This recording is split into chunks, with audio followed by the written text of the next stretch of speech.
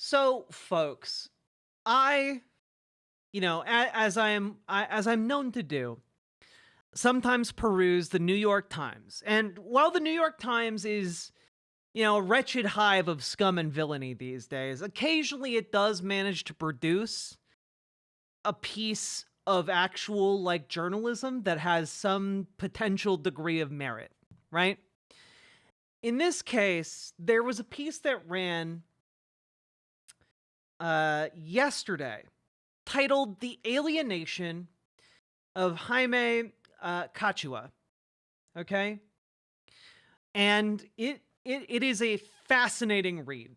Okay, in a nutshell, this is a story about an undocumented immigrant in Georgia named Jaime. All right, he came to America when he was less than a year old, and he's lived in Rome, Georgia his entire life. Because he was born in Mexico and came to America, he is an undocumented immigrant, right? And because of that, he has lived on pins and needles his entire life. Whenever he drives a car, he drives below the speed limit. He is here and he needs to constantly register with DACA because he's one of the dreamers. And as I was reading this, it is, I mean, it's fascinating, right? Like, it opens with this. His wife was spiraling into insomnia and his children were afraid to go to school. So Jaime Cachua sought out the person he trusted most in a crisis. He sat at his kitchen table in rural Georgia across from his father-in-law, Sky Atkins, the family patriarch. Jaime, or as we learn later, he pronounces his name as Jaime in order to avoid people looking too much into his documented status. 33, hadn't seen his own father since he was 10 months old, when he left Mexico in a car seat bound for the United States. It was Sky, 45 years old, who had stood by Jaime at his wedding, helped him move into his first house, and stayed at the hospital overnight when one of Jaime's children was sick with pneumonia. "We have to prepare for the worst case scenario," Jaime told him. "There's a chance we could lose everything." "Isn't that a bit dramatic?" Sky asked. "How? Help me understand." Jaime muted the football game on TV and began to explain his new reality as an undocumented immigrant after the election of Donald Trump, who had won the presidency in part by promising to deport more than 11 million people living in the country illegally. Trump's aides were discussing plans to build detention camps and enlist the military to carry out mass deportations beginning on day one. Their local Georgia Congresswoman Marjorie Taylor Greene was saying she couldn't wait to see it happen. Jaime's best chance to become a legal U.S. resident was a new program for immigrants like himself, people who were married to U.S. citizens and had lived in the country for at least 10 years without committing any crimes. But just a few days earlier, that program had been struck down by a Trump-appointed federal judge. "There's nothing to stop them from rounding me up once he takes office," Jaime said. Sky had spent much of his adulthood preparing to protect his family in a crisis. He had learned survival tactics in the Army and had trained in hand-to-hand combat as a Georgia corrections officer. In the last few years, he had sensed the country becoming more polarized and volatile. He'd built up a small collection of firearms and a cache of emergency supplies. He'd been anticipating a moment when the government might rise up against his family, but this particular crisis was one he'd helped create. "I'm going to be straight with you," he told Jaime. "I voted for Trump. I believe in a lot of what he says." "I figured as much," Jaime said. "You and just about everyone else around here." "It's about protecting our rights as a sovereign country," Sky said. "We need to shut down the infiltration on the border. It's not about you." "It is about me," Jaime said. "That's the thing I don't understand."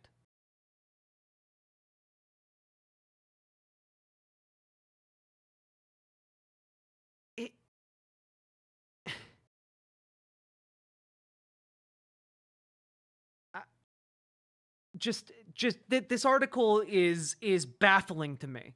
Okay?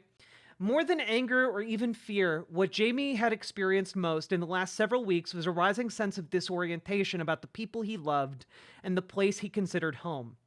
He'd lived all but the first year of his life in Rome, a riverside town of 40,000 people in the foothills of the Appalachian Mountains. He was a customer service specialist at a local car dealership, a worship team volunteer at church, and the host of family barbecues in his neighborhood cul-de-sac. But lately, the trucks at his dealership were festooned with Trump flags. His church group meetings was discussing the sanctity of borders, and his neighborhood was lined with political signs, including one that read, "Start shipping off illegals now."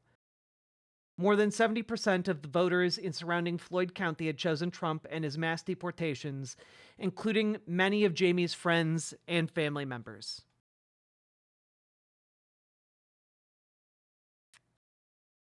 And like,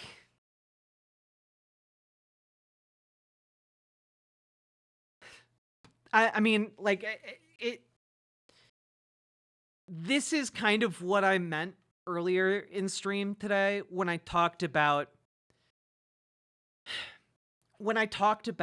how the suffering and immiseration of people is going to wake them up to the fact that this isn't team sports. And that this is like the ways that they think that Donald Trump and far-right politicians are going to like improve their lives are actually just going to completely destroy them. You know? Like this guy was like the best man at his son-in-law's wedding. And he voted for a guy who's running on deporting his son-in-law, the wife of his daughter, or the husband of his daughter, right? And I mean, like, I've never felt like a foreigner until now, he told Sky. I'm not going to let anything happen that puts your family at risk, Sky said. It already did. Does the possible end of birthright citizenship and deportation of illegal immigrants mean the deportation of Canadian-born Rafael Cruz? I'm sure there will be some carve-outs that will protect Rafael Cruz. Poor Ted wouldn't be able to fend for himself in Canada. He'd freeze to death. He'd become a popsicle man. Thank you for the 5 gifted subs, Sake Tanuki. I do appreciate them. But like, I'm not going to let anything happen that puts your family at risk, Sky said. It already did, Jaime said. And like, this is what I mean. Like, a lot of Republican voters just do not understand that the rhetoric Trump uses doesn't have special carve-outs for the people in their lives that they love, care about, and think are valuable. It's not all of the bad ones that are going to be deported. It's going to be all of them. And it's going to start with the easiest ones to deport when we're talking about mass deportations. But it's also like this also applies to when it comes to economic issues. You know, like the people hit hardest by the tariffs aren't going to be, you know, the Chinese manufacturing moguls. It's going to be working class people in America. They don't understand that what they have voted for is their own destruction, their own immolation. They don't get it. They don't understand that they have voted for the guy who is vowing to like torture their children. They hear that and they're like, oh, well, he's only going to torture the bad children. And it's like, no, he's going to torture all of them. You don't like, you're imagining the bit where it's only the ones you don't like.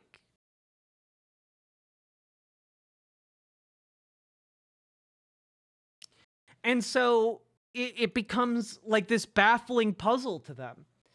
All those criminals that Trump has been talking about, the rapists, the gang members, that's not you, Sky said. He had heard Trump say that he would deport the bad guys first and possibly show leniency to immigrants who'd been brought to this country as children. You deserve to be here, Sky said. To me, you're basically American. But I'm not, Jaime said.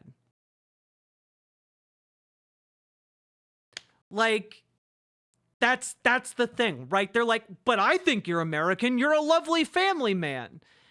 But that doesn't matter. Whether or not you're a lovely family man who has never harmed a fly in your life does not matter to hateful bigots who want to use you as a pawn to maintain power. And that describes 100% of the far right in this country. 100% of them.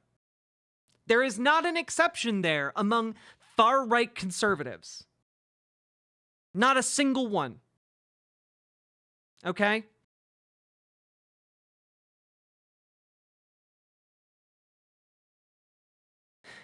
And the other part of this, we're not going through this entire story. I will link it to you guys. But another part of this story is about how Jaime's wife works so hard, late nights, trying to figure out how to make this work, how to make it so that her entire life doesn't get blown up. How her entire life doesn't get blown up, her husband deported, and like how she's gonna make this work. And one of the things that she's been doing is looking at groups for, people who are seeking citizenship. Right? And one of the things you have to understand is that the dreamers, the people who, like Jaime, have been brought into America as children and grown up here as undocumented immigrants who have not committed crimes, they are required to register with the American government and to check in like every 2 years, right? So the US government has an entire list and registry of every single one of these dreamers. Since Obama passed it in like 2008, 2009, somewhere in there. And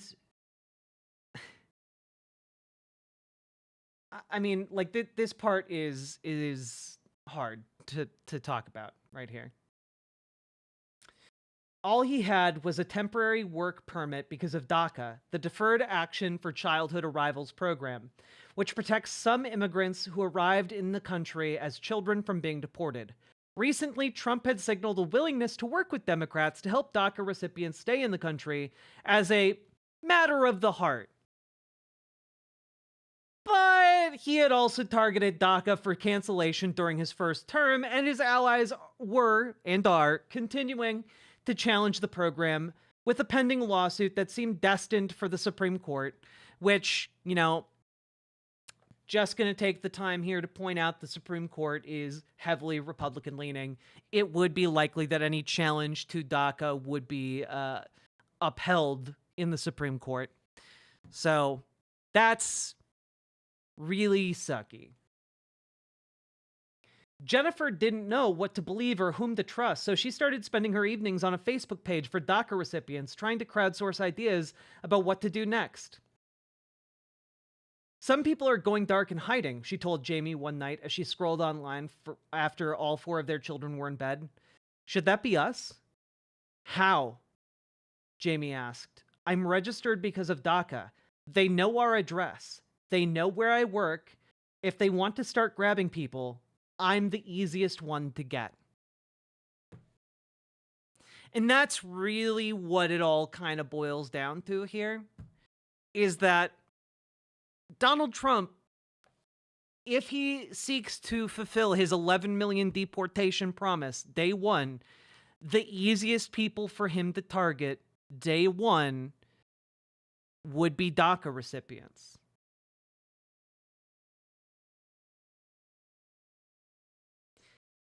And this story is going to be widespread.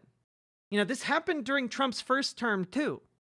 There were isolated cases of, undocumented, family men who were part of the community, paragons of the local area, getting deported. That's going to play out again on a much larger scale, especially if Donald Trump goes after DACA, which I feel in my bones is going to be something he does extraordinarily quickly. It would be the easiest way to deliver to his voters on the promise of starting this mass deportation. It'd be the easiest way for him to do that.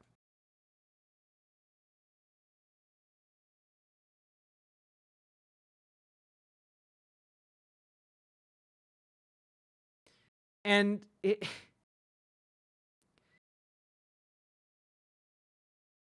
basically what this family winds up doing is collecting letters of support from the surrounding community. And to summarize the rest of this article, like they go to an immigration lawyer, and the immigration lawyer's like, look, I work below rate, but I can tell you that it's going to be like $10,000 for you to pursue like citizenship. Like, you're going to have to, quit your job. You're going to have to pay legal fees.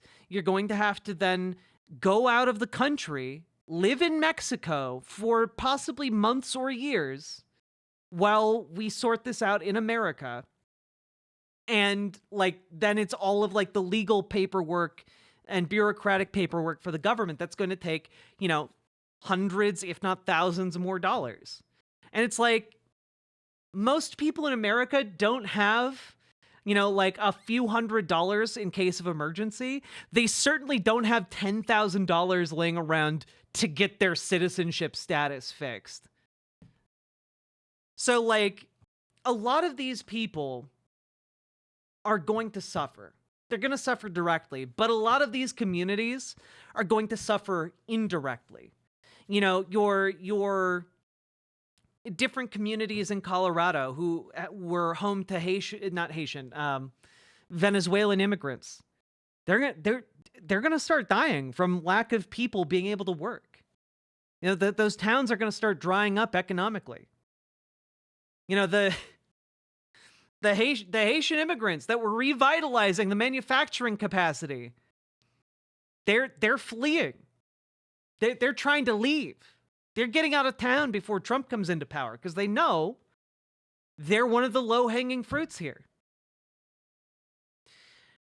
And when these towns across America start dying because they can't afford, basic goods and necessities because the tariffs have been passed, and they don't have the workers to maintain their factories, we're going to see a mass die-off of small towns across the country. It's going to be bad, and people are going to be suffering. Far more than they are now. This is going to be considered one of the good times. And we're going into this period knowing that it's going to be bad. All of you watching know that it's going to be bad. And there's not really much we can do to stop it entirely. We can, of course, provide support. We can attempt to feed people coming into our communities. We can attempt to help people who are trying to flee. We can attempt to create, kind of mutual aid infrastructure. That's what we've been doing in our community, for example. But the thing that we're going to need to do is that for all of the people who suffer economically, who suffer emotionally, who suffer in any, even physically, from what the Trump administration is about to implement, we need to make sure that when they are radicalized by the suffering that they face, they understand who is responsible for it and why they did it. And it's really simple. Okay? It's really simple.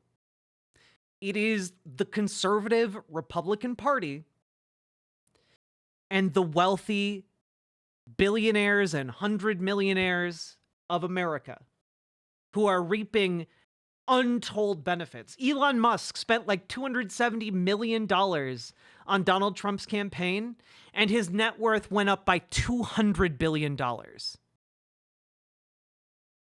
Those are the people benefiting from our suffering. And we need to make sure that people know that that is where that is the origin of your suffering. That is why you and your family are immiserated. That's why you can't afford health care for your child. That's why your brother-in-law got deported. Okay? We need to make sure people understand that. And I think we need to make sure that individuals understand that fundamentally their enemy is the capitalist class. You don't need to frame it in the way of the capitalist class, but I think you need to frame it in ways like this. The enemy doesn't arrive by boat, he arrives by limousine. He doesn't come armed with guns, he comes armed with billions of dollars.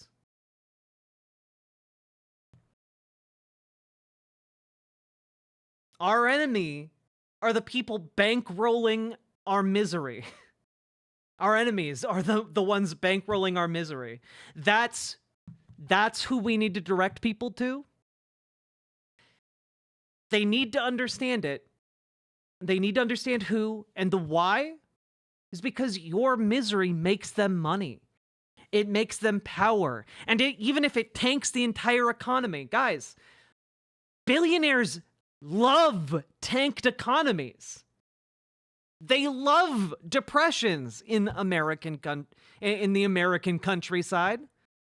They love it because economic downturns are what allow them to sweep in and buy up every mom and pop store in your town.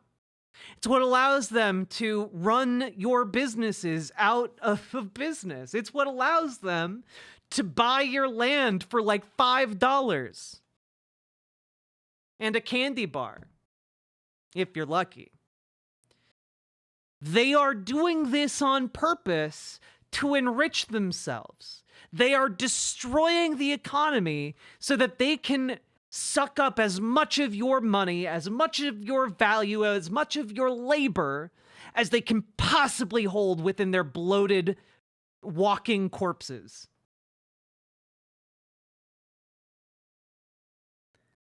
The rich are their enemies, too.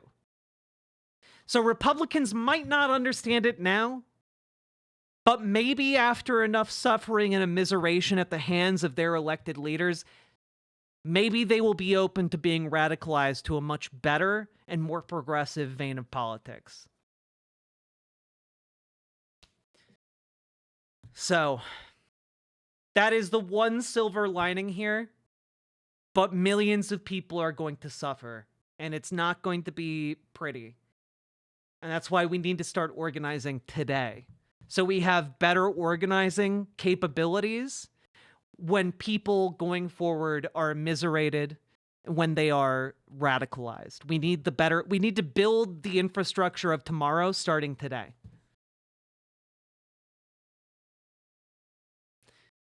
So I hope you'll join me in that.